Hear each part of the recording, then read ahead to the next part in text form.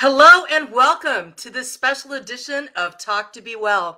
I'm your host, Dr. Robin Henderson, Chief Executive Behavioral Health for Providence here in the Oregon region, and Chief Clinical Officer for Work2BeWell.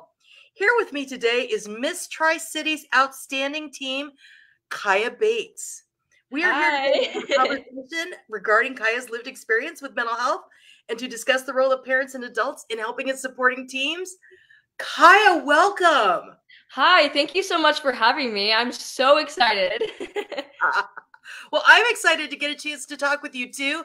And before we get started, I have to do the legalese thing first.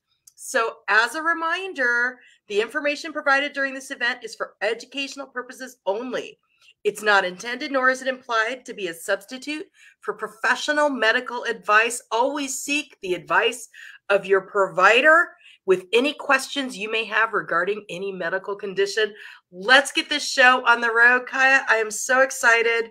Why don't you tell us a little bit about yourself and about something that you do to work to be well? Okay, yeah, let's get right into this. So, hello, everybody. My name is Kaiya Bates, and I am a 17-year-old junior at Chiawana High School. It's in Pasco, Washington. And I'm also a freshman at Columbia Basin College. I do the Running Start program. It's really fun. And I'm also your Miss Tri-Cities Outstanding Teen 2022. I recently won that in July of 2021. So, and something that I do to work to be well is spend time with my family. That is so awesome, because I wanted to talk about your family a little bit. You've been pretty open about your mental health challenges, and I'm wondering, what's the most impactful thing that your family's done really to support you in that? Yeah, the most impactful thing that my parents have done for me and that they still do for me today is taking me to therapy at a young age, because I know that when people are young, that's still when they're developing, right? Early development, that's really, really important. And for me, I had suffered with selective mutism for 6 years, and I had a hard time expressing myself in words, and I just had a lot of bottled up anxiety inside, and it was just really hard for me to do a lot of things that seemed really easy for people, like saying hi, talking to my teacher, just normal things like that. And it wasn't just the therapy itself that helped. It was my parents helped me learn healthy coping strategies, as well as my therapist. And we practiced those coping strategies and other resources to help me calm down and help me cope with things in a healthy way. And we also kind of integrated those habits into my daily life. So now I kind of do those things without thinking, which is pretty cool to think about. And because of that, I've kind of created like a little emotional toolbox that I can use for when I'm feeling, anxious or antsy or just really overwhelmed. And so now I know how to, use those coping strategies by myself, because my parents had helped me, and they're a really great support system. I'm so grateful for everything that they do. And it's kind of crazy to see. I mean, I went from not saying hi to my closest friend's parents. I tried really hard to say hi to them. And I remember it was really hard for me. So I talked to my parents about it. And they just were like, okay, like, let's do this. Let's try to say just hi to them, just one word. And I remember I had practiced a lot, just trying to say the word hi. And I did a lot of thinking, coping strategies, and just a lot of things to help me say hi to them. And I remember that day, it might seem like a really little thing for just an average person walking by, but for me, it was very impactful and one of the best moments of my entire life, because it helped me step outside of my comfort zone. Well, step way outside of my comfort zone. Yeah. And I mean, look at me now. I'm talking about my selective mutism with other people, and it's kind of crazy to see the growth from that. I bet some of our viewers don't know what selective mutism is. Could you explain that for those people who don't know? Yes, of course. So selective mutism is a severe anxiety disorder in which it's really hard for the person to talk to people outside of their family. For me, when I had it, I couldn't even really talk to my relatives that were like distant. I couldn't really talk to just random strangers, parents, and just everyone around me except for my immediate family and a couple of friends. But other than that, I just would either hide behind my parents or just ignore them. And I wasn't trying to be rude. It's just I had a lot of anxiety built up inside. You know, that's quite remarkable, because I look now and you're Miss Outstanding Teen for Tri-Cities, and you're talking with me live on Facebook, and it is just remarkable, the power of family, the power of caring, but mostly in there, the power of therapy and the importance of reaching out for help. So when you think about working with other teens and your platform for who, you know, what you want to represent, what advice do you have for teens about mental health? I have the most, I guess what I would say is the most important thing, and I stand by this, is to step outside of your comfort zone. And I know that is very, very hard to do. I mean, it was so hard for me to do so many things. Like, for example, I went to a new middle school, and I still suffer with anxiety today. So as you can imagine, I felt very anxious about the entire thing.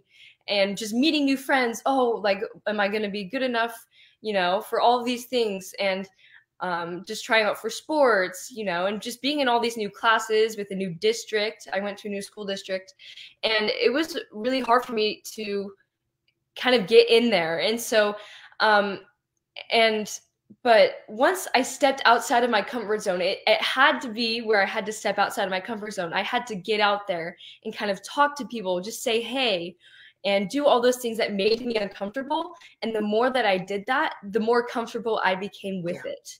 And I think that really helped me, because when I went back to my high school, I went back to my school district for high school. So I went to kind of a new school again, but it was easier the next time because I already knew what to do, because I had already done it before. And it's really cool to see. I mean, I went from being really shy to being pretty outgoing, and I can talk to people now because I had to practice that over and over again when I went to a new school. And that also helped me kind of guide my way through Miss Tri-Cities, because I have to talk to people, I have to answer questions and give people advice, you know, be a leader and be a representative of my community. And it's been really awesome and cool to see that just all these little things lead up to something huge and something that you couldn't even imagine. And for me, when I had tried new things, I always thought to myself, and it was always the anxiety talking. Mm-hmm. It was always, oh, I can't try this. Like, I'm not going to be perfect at it, so why even try? Or I'm not going to be good as this person. I'm not going to be like so good right away. I'm going to make all these mistakes, so I don't want to try because it's going to be hard. And I just kind of got caught up in the negative parts of trying new things. And I know that a lot of people do, and it's hard. And I just think that if you do make a mistake or you're not doing things perfectly, it's not being a failure. And it's getting out there and trying new things. And that in itself is just a huge step and a really brave thing to do, because you can say that you did something. I mean, you might not get first place, you might not win, but you still did it, and you still got out there and you still challenged yourself. And I think that really helps with growth as a person. And kind of tying into that, if you're doing new things and just going along with life, you know, one of the things that I would say is to ask for help. And asking for help for me has been very helpful, but it's also hard for me, because I'm the type of person that's like, well, if I can't do it by myself, then I shouldn't even be doing it at all, you know? Yep. Yeah, I just get caught up in that, like, oh, I can't ask for help because then they're going to think, like, I can't do anything. You know, I just kind of overthink a lot of things. But asking for help, especially this year, because I've been busy with a lot of things, I've been asking my parents for help, and it's really helped me even gain and trust with them, and it helps our relationship too, by bonding with each other and spending more time with each other too. And I feel like that has also improved my mental health by improving my relationship and my social aspect of my life. And it also has helped me really focus on the positive side of things this year. So that's kind of the advice I would give, is to step outside of your comfort zone and to ask for help. It's interesting because I was thinking about the Olympics, which are coming up, or may have already happened, depending on when you're listening to this podcast. But when you think about Olympic athletes, they don't start out winning every match and winning every game. There's a lot of losses that go in there that teach you how to be better and better. And I think you listen to anybody who's really good at something, any professional athlete or amateur athlete, it took a lot of failure to get to where they go. But that failure is all in those pieces of practice and being willing to go at it again and again and again. Yeah, and I honestly think that's like even braver, just accepting your failures and accepting that it's okay to fail. It's okay to make mistakes because it will help you become a stronger person and help you grow as a person as well. I really liked that. I like that a lot. So as we're thinking about some of the things we want to talk about in here, we want to talk a little bit about some of our self-care strategies. And I know I've got some go-to self-care strategies that I work with. I'm wondering what kind of self-care strategies are on your mind. What's your go-to for self-care? Self-care. There's a lot that I do for self-care. I like to take time out of my day or out of my week just to do self-care because it's so important to take care of yourself. And for me, what I do is spend time with people. I used to be very introverted, as I had said earlier, but now I'm a total extrovert. It's kind of weird. I just flipped around, but spending time with people and friends, family, that is a form of self-care for me, at least, because it helps me become more energized and happier because I had social connection and human connection. And that's always been really important to me. And also self-care is I like to relax. I like to read, just taking time to decompress at the end of the day. I do a lot of breathing exercises. That's really helped me over the years. And I also like to as well, I like to play music and listen to music. For those of you who don't know, I play the piano. And that always helped me express my feelings through music. And so every time I get to do that, it's just a form of self-care because I get to express myself and show emotions through music. And it's been really awesome. When I think about parents and families, I have a daughter who lives with anorexia nervosa, and the things that we need to do as parents to take care of ourselves when you have a young person who struggles with their mental health and well-being. It's really important for parents to carve out time for two things. One, parents need to carve out time for themselves. They need to take time just to be and just to have some time that's focused on their needs and focused on themselves. And parents aren't great at that. Parents aren't taking me time. They're also not good if you have parents who are, many families have a single parent. If you have parents who are a couple, having that time to just be a couple together is super important. But also having time for just normal stuff that isn't focused on mental health and well-being and other types of stuff. There's always the going to family therapy, going to different types of things that can be all consuming and a lot of time focused on, especially like with an eating disorder, you're focused a lot on all of those types of things. One of the best things that we did at one point was to take a break from treatment, and we went to San Diego for a weekend, and we took everybody, and we just went to San Diego for a weekend and had a normal weekend without all of those types of things around it. So making time to be normal in the middle of things is really important for families who have a loved one who has a mental health disorder. Yeah, I agree. I think that taking time, just a break from all of the crazy that's going on in your life, right? I mean, everybody has things that they're dealing with. And I feel like that is great advice, to take just a small break from just the reality, and you can just take a break with your friends, your family, and that can create great memories, with your family, your friends, and that can also just really help. It can like recharge your batteries. That's what I like to call it. That's a really great point. So you had talked about things that parents can do to prioritize their mental health as well as help their kids with their mental health and other issues that they might have. So what do you suggest that parents can do when their child is having a bad day? Ah, the infamous bad day. Yeah. Yes. There's things that we all have bad days.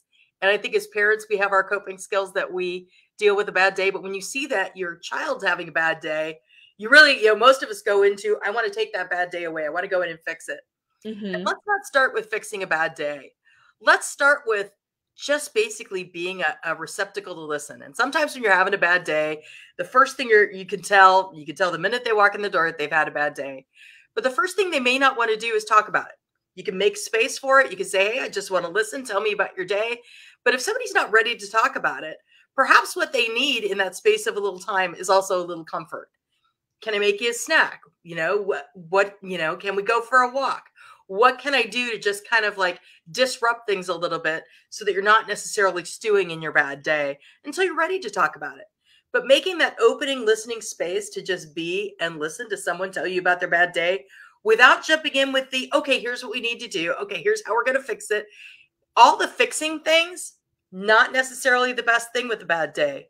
Sometimes just the process of talking about your bad day is enough to help you realize and reframe it and see where it is that maybe things could have gone differently. Also making room though for if your child feels that they need a little bit of help, maybe there was something that happened at school. I know for a lot of kids, they're experiencing things like bullying or other types of things like that. If you're getting into something that's really serious in that bad day and you do need to intervene, definitely having a conversation about that, what that intervention looks like, and being upfront about that. Going in and fixing your child's problems without them knowing about it, not a move. Doesn't tend to build trust, doesn't tend to build that open relationship. But really, it comes down to making space and letting somebody just kind of collect themselves, being a good listener and being present and being available, and then offering to help if that help is wanted and desired and needed. Those are the three really, really big things when you're having a bad day, in my opinion.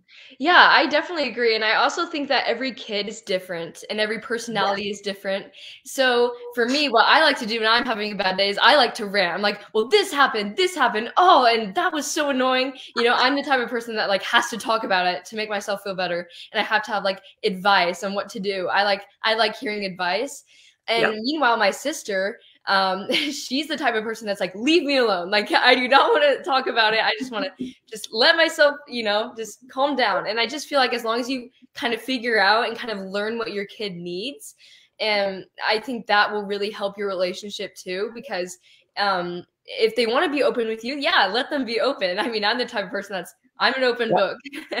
But I definitely agree with that. Being a good listener, I really appreciate when people listen to me and listen to my concerns and problems. And I also think that parents, do need to sometimes take a step back and let kids just breathe, just take a second Breathe. to calm down, and maybe they'll be in a better mood by that time, I mean, you never know. You never know. I was going to say, and the other thing that parents need to think about is how do you model how you handle a bad day?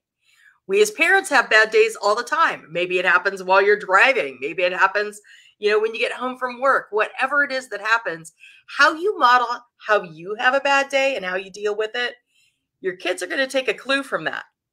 So if you process things out with your spouse, if you process things out with a friend, however it is that you model what you do with a bad day is also going to be a lesson for what your kids are going to do with it as well.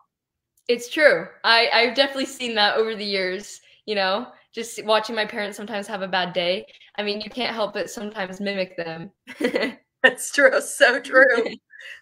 So when you're thinking about other youth who've been through different mental health disorders, anxiety, depression, all those types of things, people living with mental health issues who want to take on leadership roles, like what you did with Miss Tri-City's Outstanding Teen, what advice do you have for people with mental health issues for being able to like talk about their mental health issues, and how would you approach that?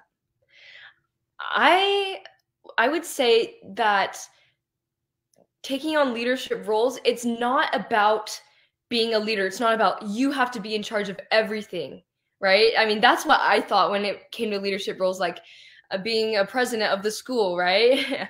I just thought like I had to be in charge of everything. I had to do everything. I had to make all the decisions, and I was like, oh no, no, no, no! Like that is not my type of job that I would like to do, because I'm not the type of person that likes to make all the decisions. I mean, that just kind of stresses me out. And it's actually not about that at all. Being a leader is appreciating service, and it's serving others. That's the purpose of a leader, is to inspire people to want to serve, to want to be either like you could be an example to others, or you can help others want to serve others and volunteer. And I feel like being a leader is not that, not being a dictator. It's about having a servant's heart and wanting to help the community.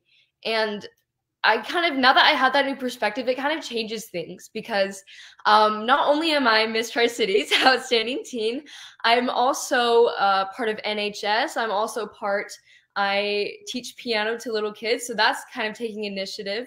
And at the same time, I also am part of the ASB in my school. So I have taken on more leadership opportunities, and they've all been completely different. But it's been really cool to see the growth that has happened. And even if you don't succeed in basically like getting that position in leadership, it never hurts to try. It never hurts to put yourself out there, because you never know what could happen. I mean, if you had told me a year ago that I was going to be Miss Tri-Cities Outstanding Teen, like participate in this program, go out in front of everybody on stage and do all of this, I would have been like, okay, like you're crazy. No, I would have never, ever believed you. I seriously, but I did it. It was just kind of a spontaneous decision. But I mean, look at me now. I mean, I've done so much, and I've grown so much for the better. And I just really recommend having an appreciation for service, or something that you're passionate about. And it doesn't have to be like a set thing, like what I'm doing, like ASB. It doesn't have to be that. You can take your own initiative. You can be your own leader for something that you're passionate about. And for me, that's mental health. And I've taken on some projects with that, such as making these regulation kits for kids. I make them so kids can have healthy coping strategies and learn healthy coping strategies in schools. And I am going to serve almost 19,000 kids. Wow. Yeah, it's been very cool to see all the support. So cool. And I have enough money for all of the schools. I'm almost done with my project. I've done 10 out of the 17 elementary schools in my district. And wow. I just never really thought that like one person can make a difference in even, 100 kids, but it's 19,000 kids. I mean, that's crazy. So I think that we should all have more of a servant's heart and become a leader with something we're passionate about, to serve others. When you're talking about these kids, that had to take a whole lot of organization. I mean, oh yes, this does not come overnight. It's not just something that you go, oh wow, I'm going to do this, and then 19,000 things later. How do you stay organized? Do you have any tips and tricks that you can share about how you set a goal and reach a goal and stay organized to do this? Yes. So this year I've been crazy busy, with school, Miss Tri-Cities, and my projects. And also I teach piano to 25 kids. So I've had a busy schedule this year, and I have to keep a calendar. I have to. Otherwise, I just get really overwhelmed and I forget things, and then I get anxiety because I'm forgetting things. Right. And keeping a calendar has been really helpful for me, a daily planner. And I never really believed in that until this year. Honestly, I never really kept a calendar. I just kind of depended on my own memory. And that wasn't the best strategy. So I swear by a calendar. I just use the normal app that's on my phone, and it's been awesome. I've been able to schedule things and just I've been a lot more productive now that I've had a calendar, because I can figure out when I have time to do my homework, and then it kind of just helps me throughout my day. And with that, with goals are really important to me and my family. We always, every single year, make New Year's resolutions, right? We do that. I mean, I'm pretty sure everybody does, but we try to stick by them. I mean, it's hard, but we like to do things called SMART goals. I'm pretty sure you've heard of them. Oh, yeah. SMART. It's specific, measurable, attainable, and relevant and timely. So that's what SMART stands for. And so we kind of plan, instead of just saying, oh, I'm going to be super fit by the summertime. It's like, great, but how are you going to do that, right? And we like to plan out. We have to do it like a certain time. How is this going to happen? And just the little steps, because for me, I like to look at the big picture, and then I get anxious looking at the big picture. I'm like, oh no, I have so much to do. There's a lot. But once you take things one step at a time, that's why I like SMART goals, because they allow you to just plan things out, like really specifically. And it's been really helpful for me because, again, I look at the big picture. And so it's the small attainable goals that just keep going up into one big goal, right? Like, for instance, one of my goals this year is to get a 4.0 by the end of the school year. And well, exactly how am I going to do that, right? So I just do a lot of things like study 20 minutes of biology or English a night, and keep doing that. And the more that you do that, the more that you can achieve. And it's been really, really awesome to see. I mean, it's only January, almost February, but it's been really cool to see just in that month of time how much my life has changed for the better, because I've been using that SMART goal. And another way that I like to organize my thoughts at the end of the day is I like to write in a gratitude journal. I am not the type of person that can keep up with like a journal, because I'm always like forget about it, and I'm like, oh, that's a lot like to write. So I just usually write like 3 or 4 things that I'm grateful for that day.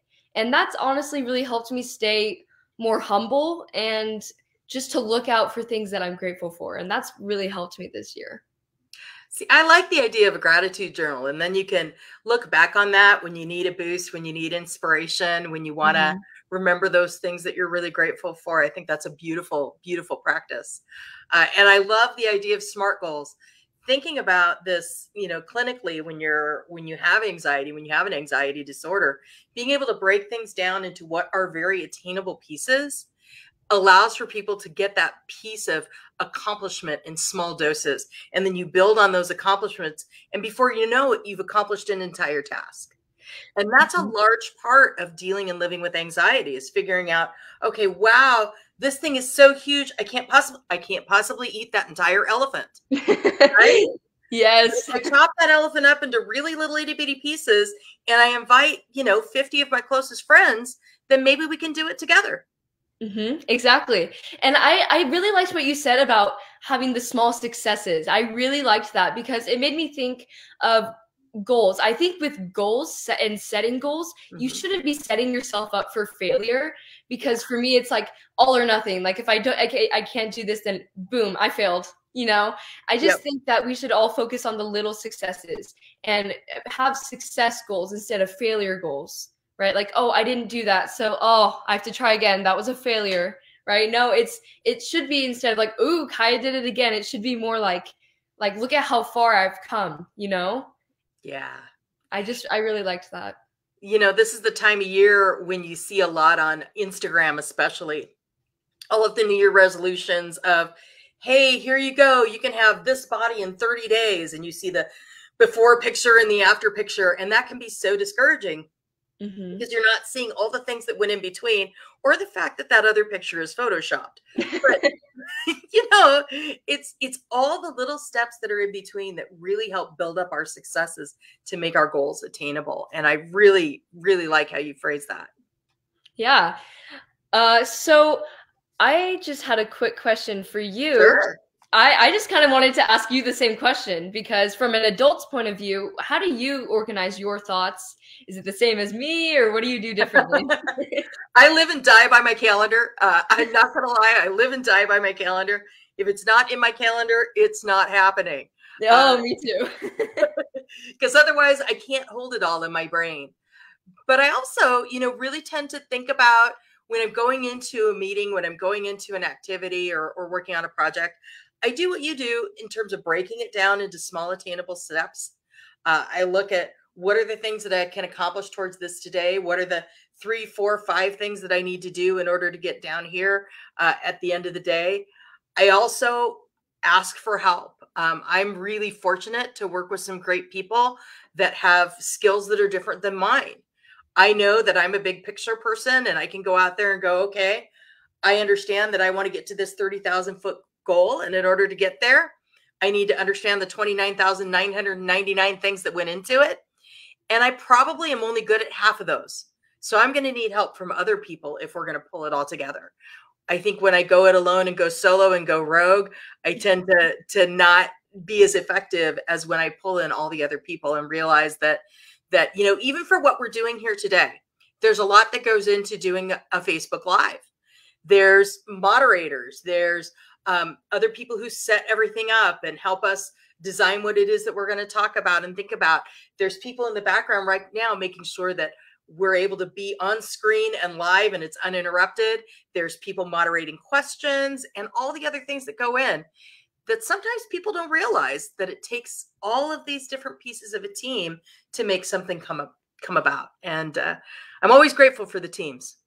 Yes, me too. I definitely agree. And I like how you said that there's some things that we aren't good at that other people might be. And it brings something even better. And I really liked that because a lot of people might have different perspectives than you. I mean, when I was preparing for Miss Tri-Cities, I had to do a lot of interview questions. And I remember I would say something and then my mom or my dad or my mentor, some person would be like, that was great, but maybe you should add this in there. And then it helped me grow even more as a speaker. And it was really cool and just a really positive experience overall, because I went from not really being able to answer any questions to being able to just answer any. I mean, if I'm asked a question, I can just usually think of something like that.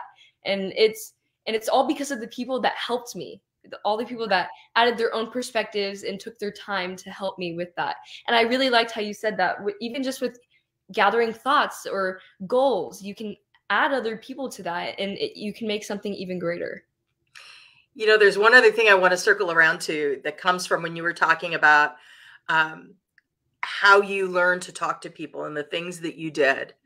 And I keep thinking about Malcolm Gladwell and what he talks about, where it takes 10,000 hours to become really good at something. And the fact that, you know, as a piano teacher, you know very well that practicing the basics makes you better. I'm a piano, I played piano as well. I was a classically trained musician back many years ago, not as good as I used to be in college, but the 10,000 hours that it goes in to be able to make something so that you don't even think about it, that it just is something natural that you do, that we often forget about in how we speak and learn. Long before we become 6, 7, 8 years old, we've got our 10,000 hours. So you having to be conscious and aware and put in your 10,000 hours in that thoughtful way is a real testament to how you manage and really have overcome such significant challenges, to be such a great advocate for mental health and such a great advocate and leader in your community, in your school, and everywhere you're going to go in life, because you're going to be fabulous. Thank you. Yeah, I mean, it's been very enlightening for sure, and very positive overall. I can't really say anything negative about, you know, being an advocate for mental health. It's really cool to see how many people I can help and how many people are inspired to help too. I mean, it's really cool, and just it's been just crazy because I mean, I didn't think I was going to complete my project with my kits, and I had to raise over $20,000 for that to happen. And so, of course, me having anxiety, I was just really stressed out about, like, how am I going to get this money? How am I going to do this? You know? And the more that I advocated for mental health, the more that I did videos, and I was on the news, and I posted about mental health, and I contacted people. The more that I did that, the more people I'm able to help, and the more initiative that I took, and the more advocacy that I shared, what helped me be able to help over 19,000 kids. And I hope to expand my project into the other 2 districts in the Tri-Cities. But yeah, it's been really, really awesome to see the progress with my project. Well, I have no doubt that you will knock it out of the park with that. And I just really have so valued and appreciated the time we've gotten to spend today. I so appreciate your honesty and sharing about your challenges with mental health, how your family coped with that, and just really how you've overcome all of this to really bring your full self to who you are today. And I'm so excited to see where you go. I want to thank you, Kaiya, for joining me today on Talk2BeWell. This has been a great opportunity to talk with someone with a very, very, very openly about mental health and the challenges that that's presented for you, which is part of what we're here to do on Talk2BeWell, and what parents can do to support their teens as well. I want to tell you that if you're looking for help with your mental health, please go to providence.org. And if you're a parent, youth, or a teen, please come and see us at Work2BeWell. I believe that we have some information on our website about your project, don't we? And maybe Yes. some information about how folks could contact you, help out a little bit, and learn about those emotional first aid kits, right? Mm-hmm. Yes, that would be absolutely awesome. For those listening in the Tri-Cities area, you have access to in-person resource library at the Cadillac Healthplex on Lee Boulevard. And for everybody else, we'll see you out there in the internet. Thank you again, Kaiya, for joining me on Talk2BeWell. I'm your host, Dr. Robin Henderson. Be well, everybody.